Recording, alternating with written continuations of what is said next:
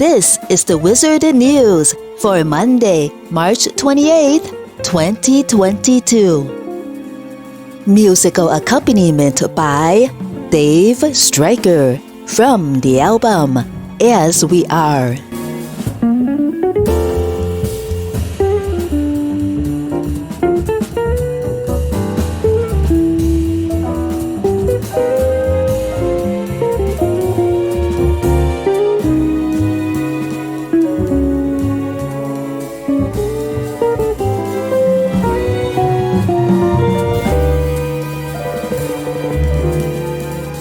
Henry Jones, 97, is one of the final residents of Freeport's East End in Texas, a historically black neighborhood that became encircled by industry throughout the 20th century, much of it related to Port Freeport. Like many residents in the neighborhood, Jones's relationship to the port has evolved over time. When he was younger, he took shifts loading and unloading ships. Work, he says, was hard, but helped him provide for his growing family. Now, the port is no longer Jones's employer but is in the process of acquiring his land against his will, utilizing its status as an independent governmental body to lay claim to the land he built a life on. As of October 2021, Port Freeport claimed to have obtained 95% of property in the East End as part of an extensive expansion plan. The methods the port has used, including eminent domain and house swaps, are the subject of ongoing legal disputes. But the displacement happening in East End today is also just the latest chapter in a long history of black land dispossession that has taken place in Freeport. In 1930, Freeport established East End as a Negro reservation, requiring all black residents to live there, with the exception of those who were servants to white families. When he first arrived in 1949, Jones remembers the neighborhood had no adequate sewage system, no paved roads. In the years that followed, neighbors helped build one another's homes and businesses. The city never did pave those roads, but a real community formed in the East End, and Jones's house became a home, lively and full, with 4 children and a backyard garden with chickens. The story of how the East End was dismantled bit by bit is also part of a much larger tale of how marginalized communities are often sacrificed in the U.S. to make way for industry.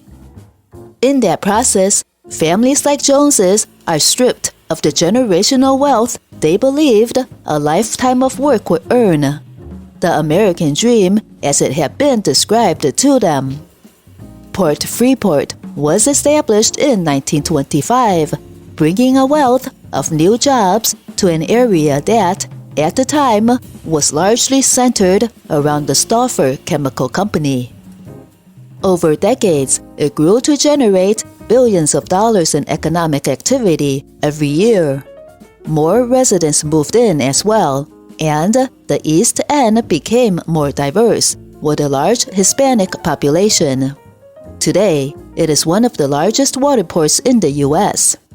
In 2014, Congress authorized a project to deepen and partially widen the Freeport Harbor Channel, which, once completed, would allow the port to accommodate bigger vessels.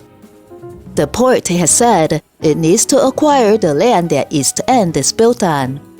The port's CEO, Phyllis Shetoff, framed the acquisition as integral to the project, saying it would facilitate additional international commerce and allow for the efficient management of truck traffic, reducing both congestion and emissions.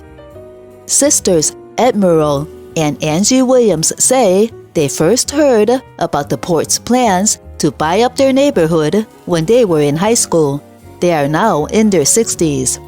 And while the port did not authorize using eminent domain there until 2019, Residents voiced concerns about their homes being taken through this process at Freeport City Council meetings as early as 2016.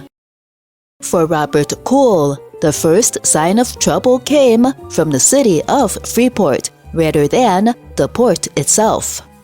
After moving back to his childhood home in 2018, Kuhl says the city repeatedly denied his permit requests to make structural improvements.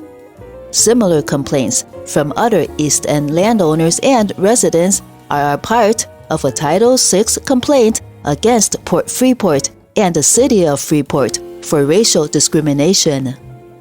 The relative value of those properties dropped based on the lack of city services, says Amy Din of Lone Star Legal Aid, who is representing the residents. You can see how the defendants were systematically trying to remove the homes from the East End or devalue them. Source: The Guardian, March 24th, 2022.